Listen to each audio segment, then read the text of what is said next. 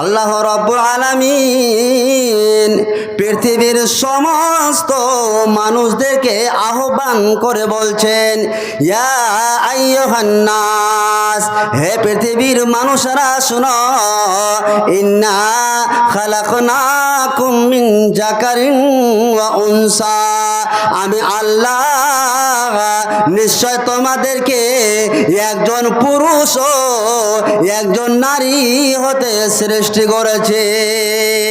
এবার বলবেন মাওলানা সাহেব, একজন পুরুষ ও একজন নারী হতে আল্লাহ রাব্বুল আলামিন মানুষদেরকে কেমন করে সৃষ্টি করলেন?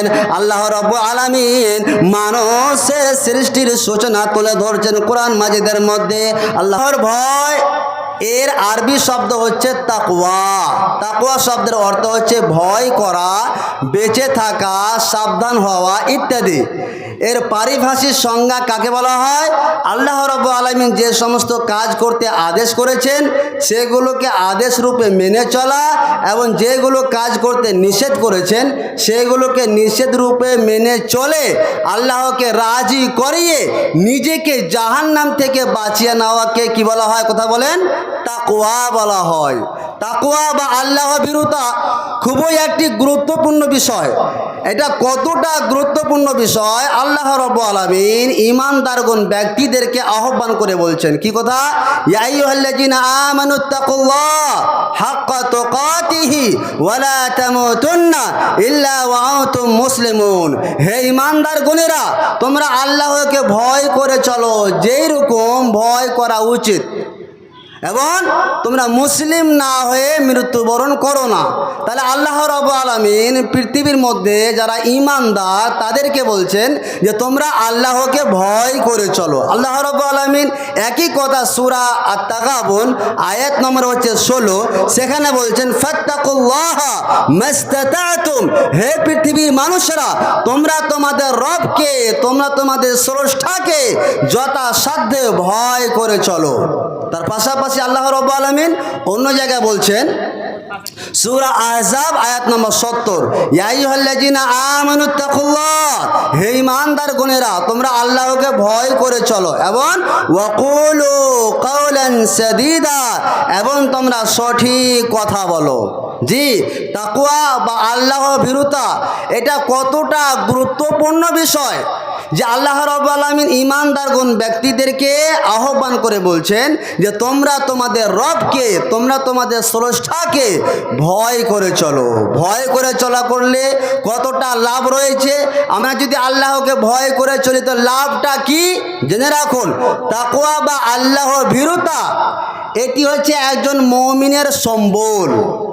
তাকওয়া বা আল্লাহ ভীরুতা মানুষকে আল্লাহ রাব্বুল আলামিন ভালোবাসেন, এবং আল্লাহ রাব্বুল আলামিন এবং নবী মুহাম্মদ সাল্লাল্লাহু আলাইহি ওয়াসাল্লাম তাকওয়াশীল অর্থাৎ আল্লাহ ভীরুত মানুষকেই বলেছেন যে এরা হচ্ছে সবচেয়ে সম্মানীয় ব্যক্তি। আল্লাহ রাব্বুল আলামিন কোরআন মাজিদের মধ্যে কি বলছেন? বিসমিল্লাহির রহমানির রহিম, ইয়া আইয়ুহান নাস, আল্লাহ রাব্বুল আলামিন পৃথিবীর সমস্ত মানুষদেরকে আহ্বান করে বলছেন, ইয়া আইয়ুহান নাস, হে পৃথিবীর মানুষরা শুনো, ইন্না খালাকনাকুম মিন যাকারিন ওয়া উনসা, আমি আল্লাহ নিশ্চয় তোমাদেরকে একজন পুরুষ ও একজন নারী হতে সৃষ্টি করেছে। এবার বলবেন মাওলানা সাহেব, একজন পুরুষ ও একজন নারী হতে আল্লাহ রাব্বুল আলামিন মানুষদেরকে কেমন করে সৃষ্টি করলেন?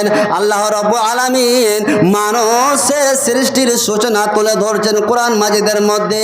আল্লাহ রাব্বুল আলামিন বলছেন, কাইফা তাকফুরুনা বিল্লাহ, আরে পৃথিবীর মানুষেরা শোনো, তোমরা কেমন করে, তোমরা কিভাবে আমাকে অস্বীকার করে চলো। তোমরা কিভাবে আমার কথাগুলোকে মেনে চলো না? কাইফা তাকফুরুনা বিল্লাহ, তোমরা কেন আমাকে অস্বীকার করে চলো? অথচ তোমরা ওয়াকুতুম আমওয়াতান, অথচ তোমরা নিষ্প্রাণ ছিলে, তোমাদের কোনো প্রাণ ছিল না।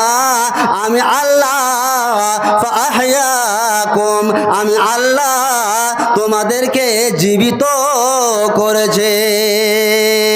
তাহলে বুঝতে পারলাম যে মানুষ দুনিয়াতে আসার আগে মৃত্যু ছিল না জীবিত ছিল? কথা বলেন। মৃত্যু ছিল। তাহলে কোথায় ছিল? বর্তমানের যুগের বিজ্ঞানীরাও প্রমাণ করেছে একজন মানুষ পৃথিবীতে আসার আগে মৃত্যু ছিল, নিষ্প্রাণ ছিল, কোনো প্রাণ ছিল না। আল্লাহ রাব্বুল আলামিন বলছে, বান্দা শোনো, ফাআহইয়াকুম, আমি আল্লাহ তোমাদেরকে কেমন করে